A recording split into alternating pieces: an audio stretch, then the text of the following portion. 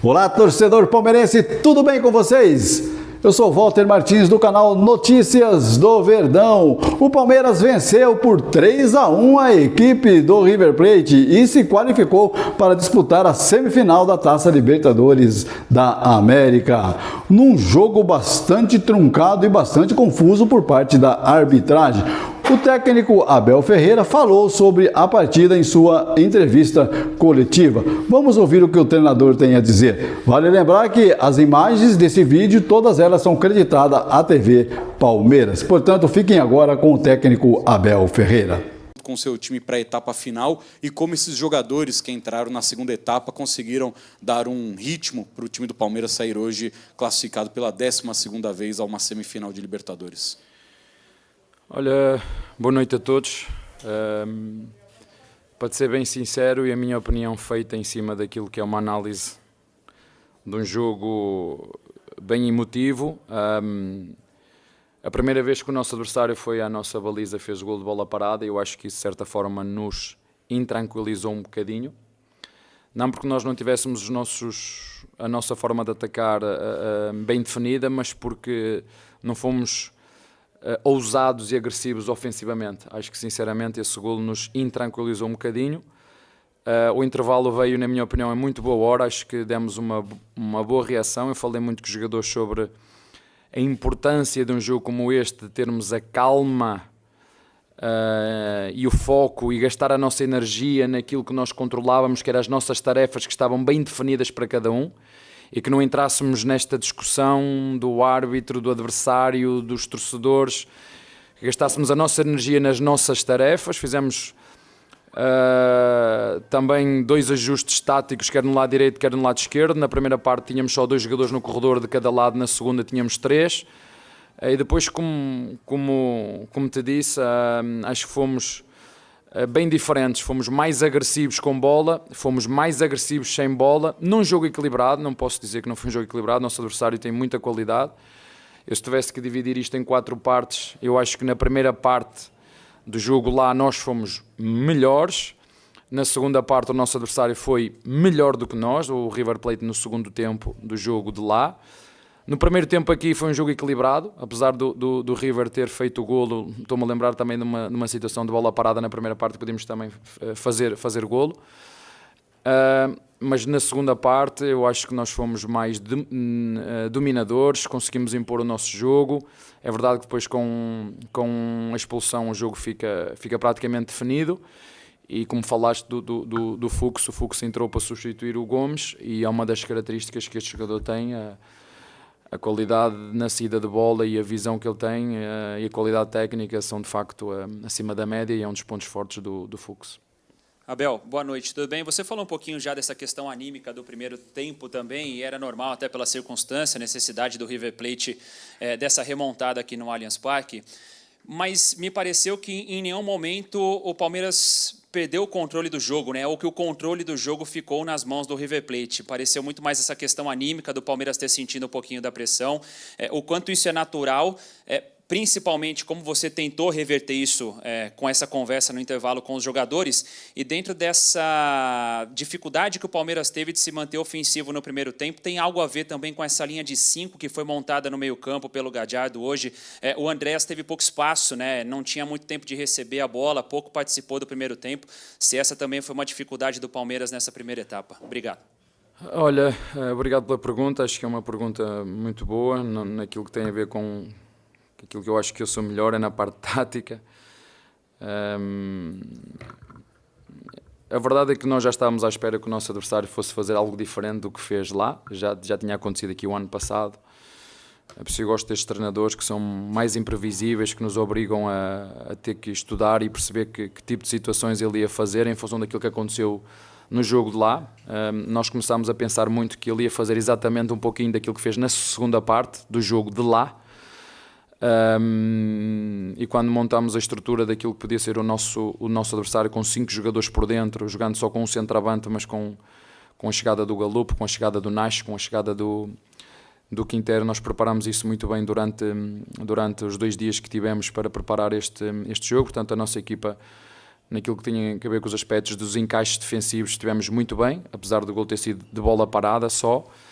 Mas também é verdade, quando o adversário também joga com muita gente por dentro, que fica mais difícil a nossa rota de ataque interior, ou jogar com os nossos jogadores entre linhas. Por isso eu te disse que a grande diferença da primeira para a segunda parte, enquanto na primeira parte só metíamos 2 jogadores no corredor, um mais no corredor de fora, o outro mais no corredor de dentro, nós optámos por meter 3 jogadores, quer no corredor direito, quer no corredor esquerdo, sendo que em corredores diferentes, apesar de ser centro-direita e centro-esquerda, e isto deu-nos outra fluidez para não ir por dentro, porque o nosso adversário por dentro fechava muito bem o jogo, com muita gente por dentro, com jogadores com características de médios.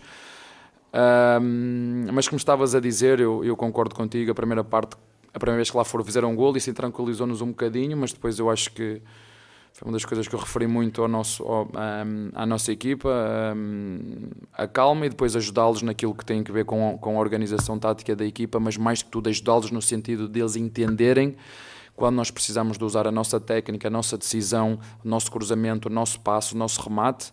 Se nós não estivermos calmos, tranquilos e focados e gastar a nossa energia nas nossas tarefas, andarmos à procura da pilha, se andarmos à procura da confusão, vamos ser altamente agressivos sem bola, mas pouco criativos e pouco produtivos com bola. Portanto, é fundamental, quando nós temos bola, nós conseguirmos estar calmos e tranquilos para conseguir estar focados nas nossas tarefas, e isso foi a grande diferença da primeira para a segunda parte, na minha opinião.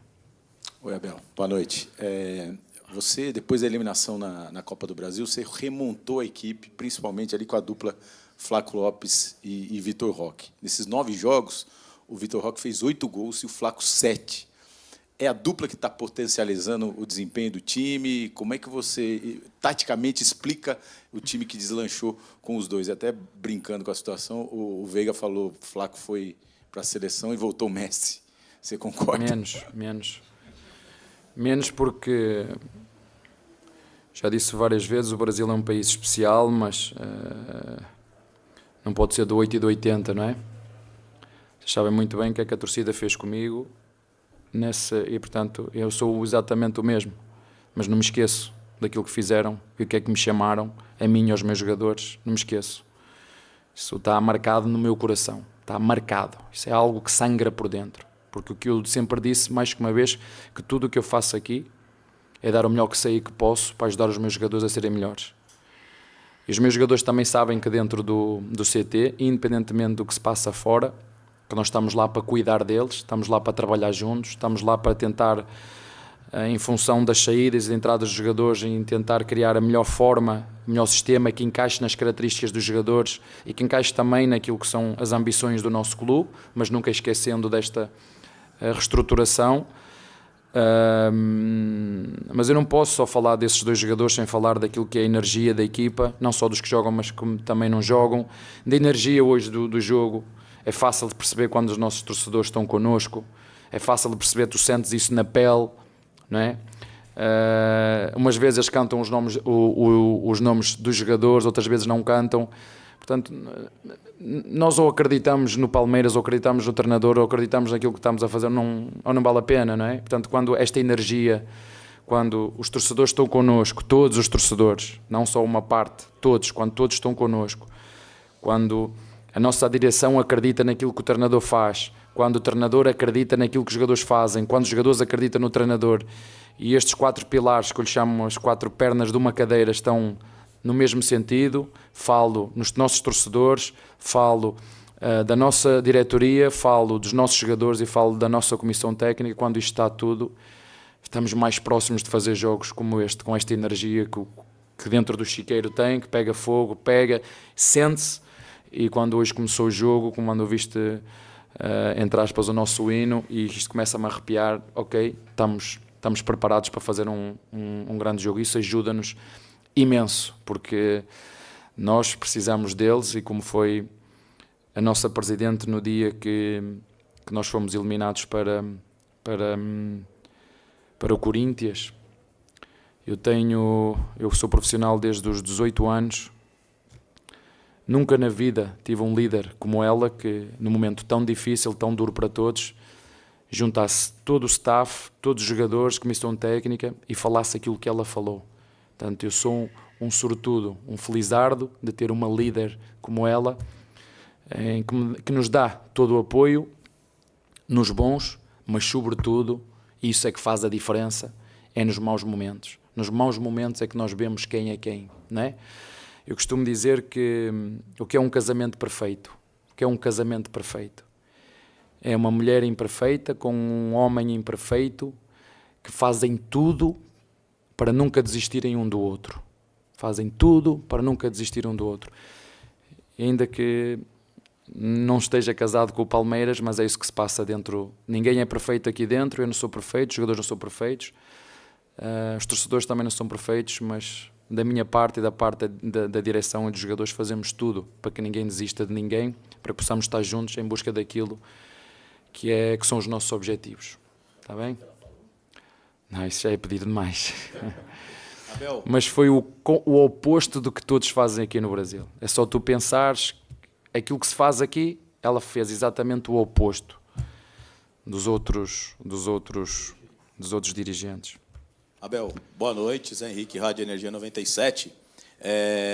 O Andreas parece que me foi um pouco encaixotado, né? O Galhardo, ele não deixa muito o camisa 8 do Palmeiras articular jogadas, né? Jogamos sozinhos. E aí o time sentiu um pouco a falta dessa mobilidade, né? Eu queria ver como, até que momento você percebeu isso no jogo e tentou mudar isso no segundo tempo, e mesmo assim ele continuou ali encaixotado, mas foi um jogador brigador. E falar em particular sobre o que você achou das duas arbitragens, tanto na Argentina como aqui no Brasil. Para você, foi uma arbitragem de bom tamanho? Entendo perfeitamente o Galhardo, entendo perfeitamente, já passei por esse lado. Toda a gente se deve esquecer aqui, quando jogamos aqui com o Boca, aqui em nossa casa, mas eu não me esqueço, já disse ao teu colega, eu sou muito bom de memória e quando as coisas não correm como eu quero, eu aponto, né? Eu sou bom de memória, mas quando quero ter a certeza que não vou esquecer, eu aponto tudo. Mas entendo, eu acho que o árbitro foi igual para os dois lados, acertou umas, errou outras, mas sinceramente, na minha opinião, não teve influência naquilo que foi no resultado. No jogo de lá nós também podemos ter queixas, os amarelos, enfim, ninguém é perfeito, e não vou estar aqui eu a ser advogado de defesa de ninguém, porque eu também não sou perfeito. E já percebi porque é que eu às vezes ganho e estou aqui chato e aborrecido, porque vi aí um artigo sobre o sono, acho que a Globo fez, e uma das consequências é tu estar chateado, aborrecido, mau humor. Já sei, quando estou de mau humor aqui, já sei qual é o problema, é que não dormi bem ou na véspera de jogo ou nos 2 dias antes. Portanto, fiquem tranquilos, já consegui perceber porque é que eu às vezes quando estou aqui sou chato e mal-humorado e ranzinza e essas coisas todas que vocês chamam, não é? Que me conseguem julgar da forma que vocês entendem, mas já percebi de onde é que vem esse problema. É porque eu dormi mal. Falando do Andreas, o Andreas é um jogador extremamente inteligente. Como te disse, não jogámos sozinhos. É verdade que o nosso adversário o encaixotou, fez ali uma marcação mais individual do Galupo.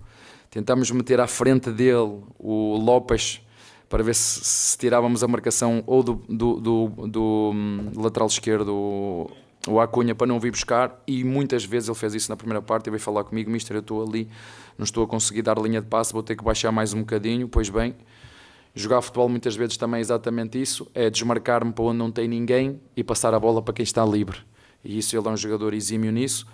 Mas como te disse, a segunda parte foi bastante melhor do que a primeira, por essa ousadia e agressividade ofensiva que nós tivemos, e acabamos por fazer um jogo consistente, equilibrado. Não pode, mas ganhámos 3-1, não. Foi um jogo equilibrado, eu tenho que assumir isso, minha opinião, mas que acho que no final não há dúvidas nenhumas para quem foi a melhor equipa nos 2 jogos, lá e cá. Como te disse, o Palmeiras, na minha opinião, merece estar na fase seguinte.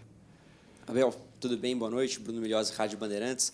A Libertadores é uma competição importante para o torcedor palmeirense. Você, em 6 participações, levou o Palmeiras às semifinais 5 vezes e chegou a essa marca hoje. Você já foi campeão e também já parou nas semifinais com grupos diferentes. O grupo de hoje, você sente que está pronto para ir além? Você sente que já mostrou que é capaz de passar por situações como a de hoje, que é capaz de conquistar a 4ª competição da história do Palmeiras?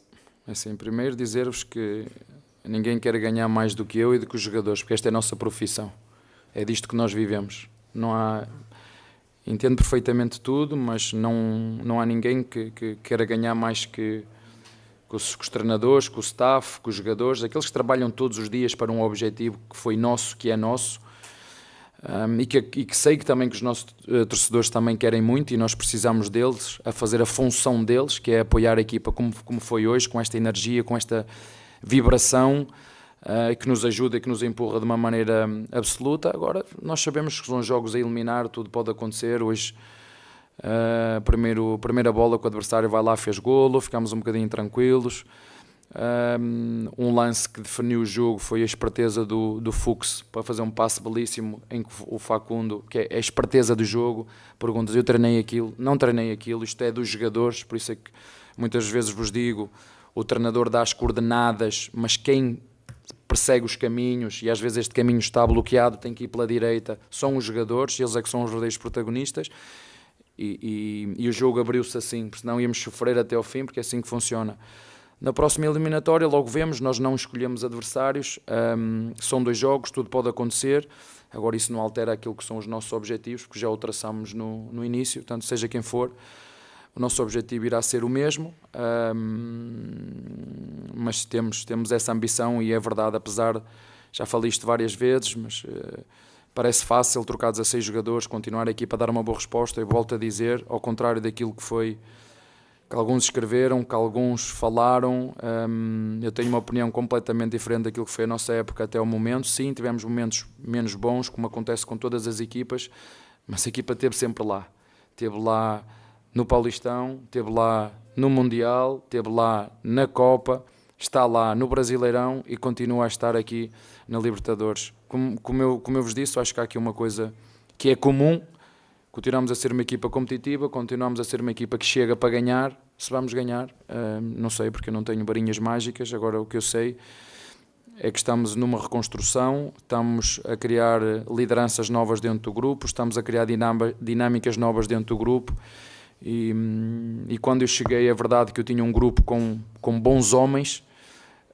Hoje posso dizer exatamente o mesmo. Ao dia de hoje posso-vos dizer que o que eu gosto mais desta equipa não é só a qualidade, ou mais do que a qualidade deles como jogadores, é a qualidade intrínseca e humana que estes jogadores têm, da forma como se respeitam.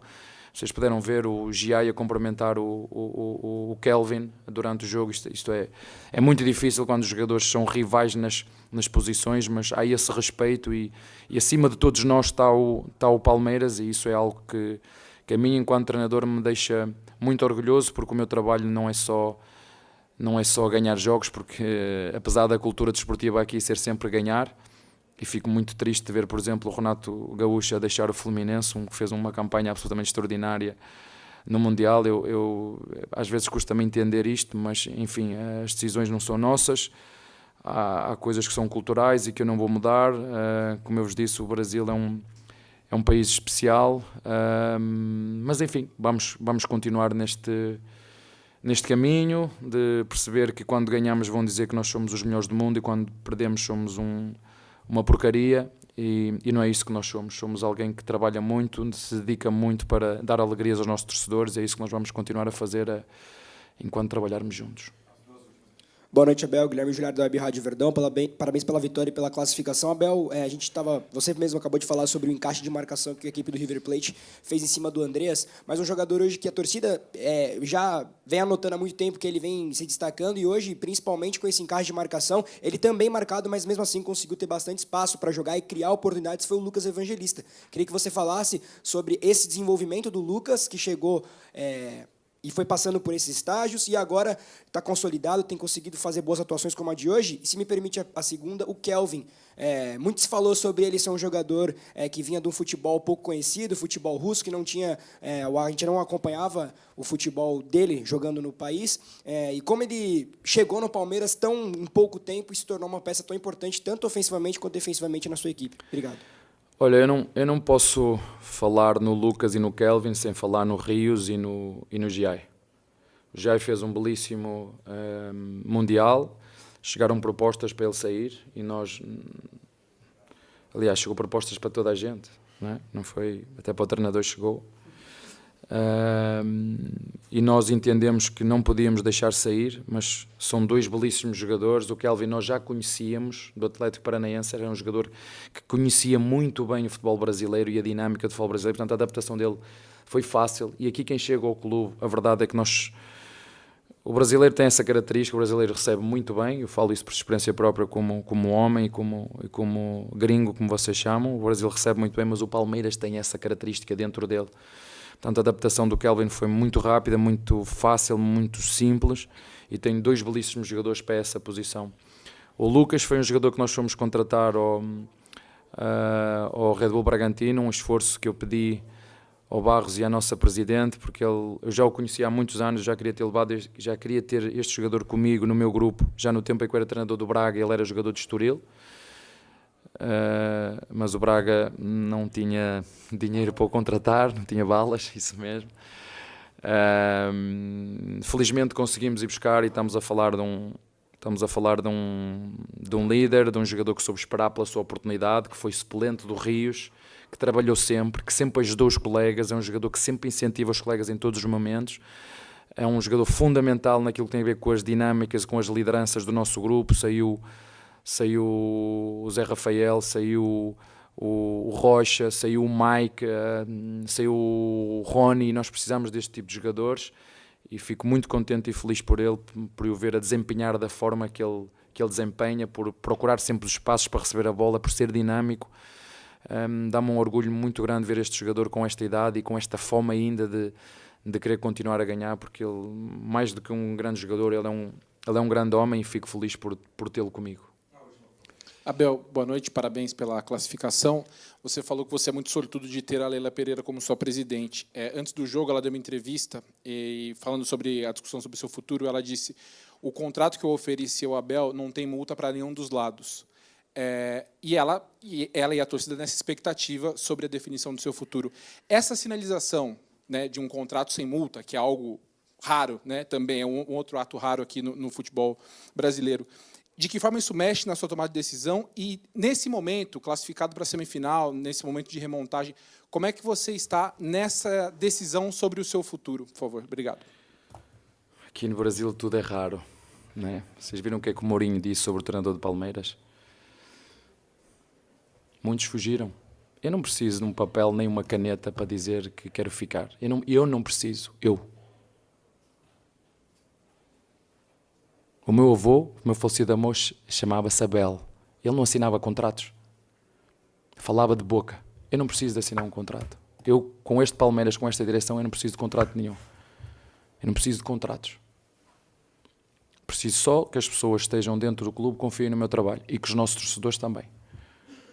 Agora, a partir do momento, se os torcedores não confiarem no meu trabalho, não vou ser empecilho para ninguém.